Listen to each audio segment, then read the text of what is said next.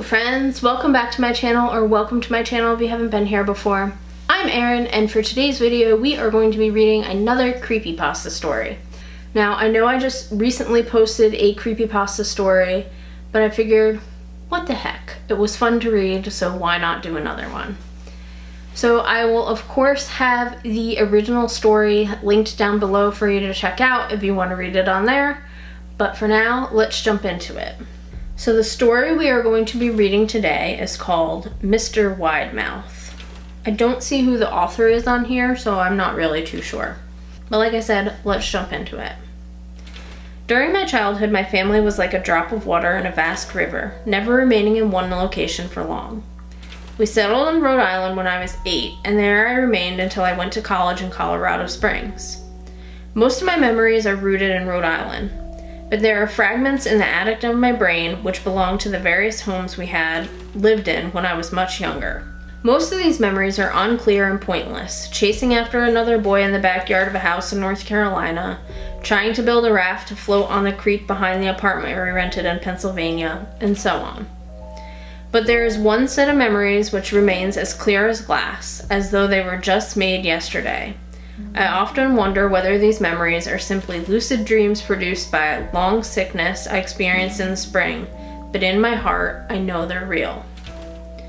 We were living in a house just outside of the bustling metropolis of New Vineyard, Maine, population 643. It was a large structure, especially for a family of 3. There were a number of rooms that I didn't see in the 5 months we resided there. In some ways, it was a waste of space. It was the only house on the market at the time, at least within an hour's commute to my father's place of work. The day after my 5th birthday, attended by my parents alone, I came down with a fever. The doctor said I had mononucleosis, which meant no rough play and more fever at least for another 3 weeks. It was horrible timing to be bedridden. We were in the process of packing our things to move to Pennsylvania, and most of my things were already packed away in boxes, leaving my room barren. My mother brought me ginger ale and books several times a day, and these served the function of being my primary form of entertainment for the next few weeks. Boredom always loomed just around the corner, waiting to rear its ugly head and compound my misery. I don't exactly recall how I met Mr. Widemouth. I think it was about a week after I was diagnosed with mono. My first memory of the small creature was asking him if he had a name. He told me to call him Mr. Widemouth because his mouth was large. In fact, everything about him was large in comparison to his body. His head, his eyes, his crooked ears, but his mouth was by far the largest. Sorry if you hear a dog barking in the background. My neighbor's dog is very unhappy right now. "You look kind of like a Furby," I said as he flipped through one of my books. Mr. Widemouth stopped and gave me a puzzled look. "Furby? What's a Furby?" he asked. I shrugged. "You know, the toy, the little robot with the big ears. You can pet and feed them almost like a real pet." "Oh." Mr. Widemouth resumed his activity. "You don't need one of those. They aren't the same as having a real friend." I remember Mr. Widemouth disappearing every time my mother stopped by to check on me. "I lay under your bed," he later explained. "I don't want your parents to see me because I'm afraid they won't let us play anymore." We didn't do much during those first few days. Mr. Widemouth just looked at my books, fascinated by the pictures and stories they contained. The 3rd or 4th morning after I met him, he greeted me with a large smile on his face.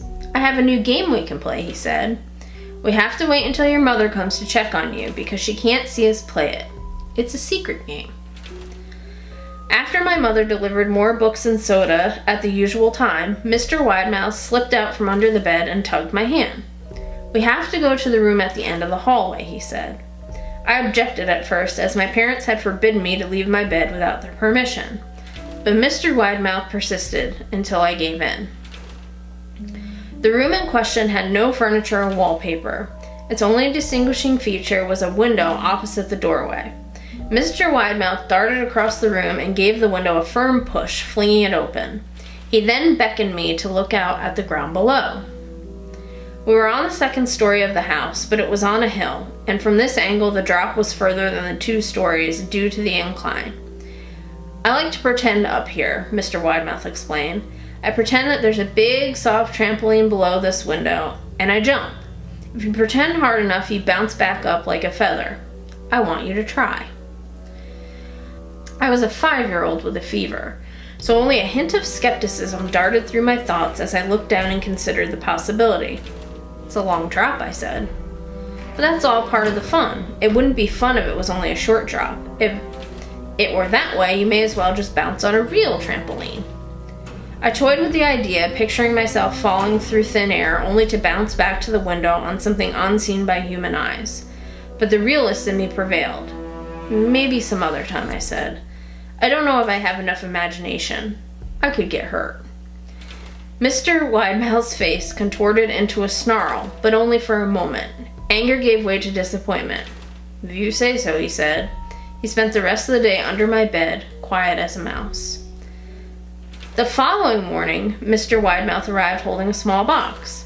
I want to teach you how to juggle, he said. Here are some things you can use to practice before I start giving you lessons. I looked in the box. It was full of knives. My parents will kill me, I shouted, horrified that Mr. Widemouth had brought knives into my room, objects that my parents would never allow me to touch. I'll be spanked and grounded for a year. Mr. Widemouth frowned. It's fun to juggle with these. I want you to try it. I pushed the box away. I can't. I'll get in trouble. Knives aren't safe to just throw in the air. Mr. Widemouth's frown deepened into a scowl. He took the box of knives and slid under my bed, remaining there for the rest of the day. I began to wonder how often he was under me. I started having trouble sleeping after that. Mr. Widemouth often woke me up at night saying he had put a real trampoline under the window, a big one I couldn't see in the dark. I always declined and tried to go back to sleep, but Mr. Widemouth persisted. Sometimes he stayed by my side until early in the morning, encouraging me to jump. He wasn't so fun to play with anymore. My mother came to me one morning and told me that I had her permission to walk outside. She thought the fresh air would be good for me, especially after being confined to my room for so long. Ecstatic, I put on my sneakers and trotted out to the back porch, yearning for the feeling of sun on my face. Mr. Widemouth was waiting for me. I have something I want you to see, he said. I must have given him a weird look because he said, It's safe. I promise. I followed him to the beginning of a deer trail which ran through the woods behind the house. This is an important path, he explained. I've had a lot of friends about your age. When they were ready, I took them down this path to a special place. You aren't ready yet, but one day I hope to take you there. I returned to the house wondering what kind of place lay beyond that trail. 2 weeks after I met Mr. Widemouth, the last load of our things had been packed into the moving truck. I would be in the cab of that truck, sitting next to my father for the long drive to Pennsylvania. I considered telling Mr. Widemouth that I'd be leaving, but even at 5 years old, I was beginning to suspect that perhaps the creature's intentions were not to my benefit, despite what he said otherwise. For this reason, I decided to keep my departure a secret. My father and I were in the truck at 4 a.m. He was hoping to make it to Pennsylvania by lunchtime tomorrow, with the help of an endless supply of coffee and a 6-pack of energy drinks. He seemed more like a man who was about to run a marathon rather than one who was about to spend 2 days sitting still. Early enough for you, he asked. I nodded and placed my head against the window, hoping for some sleep before the sun came up. I felt my father's hand on my shoulder. This is the last move, son, I promise. I know it's been hard for you, as sick as you've been. Once Daddy gets promoted, we can settle down and you can make friends. I opened my eyes as we backed out of the driveway. I saw Mr. Widemouth's silhouette in my bedroom window. He stood motionless until the truck was about to turn onto the road. He gave a pitiful little wave goodbye, steak knife in hand. I didn't wave back. Years later, I returned to New Vineyard. The piece of land our house stood upon was empty except for the foundation, as the house had burned down a few years after my family left. Out of curiosity, I followed the deer trail that Mr. Widemouth had shown me. Part of me expected him to jump out from behind a tree and scare the living bejesus out of me, but I felt that Mr. Widemouth was gone, somehow tied to that house and no longer existed. The trail ended at the New Vineyard Memorial Cemetery. I noticed that many of the tombstones belonged to children. So that is definitely a creepy story. I can't imagine having a little friend named Mr. Widemouth at 5 years old trying to tell me to do bad things like that. So it's definitely a scary one. What do you guys think? What kind of creature do you think Mr. Widemouth was? Kind of reminds me, I don't know if you've ever seen the movie of the Babadook. I'll put a little picture of what he's supposed to look like up here. That's kind of what I was picturing Mr. Widemouth to look like as we were going through the story, but who knows. Anyway, if you guys want to hear more creepypasta stories, let me know down in the comments below, and I will be sure to make some more videos of them. It's definitely something I enjoy reading, so I would be more than happy to make more videos like this. Alright guys, that's it for this one. If you like this video, please, please, please give me a big old thumbs up. Make sure you hit that subscribe button down below, and I will catch you guys in my next one. Bye!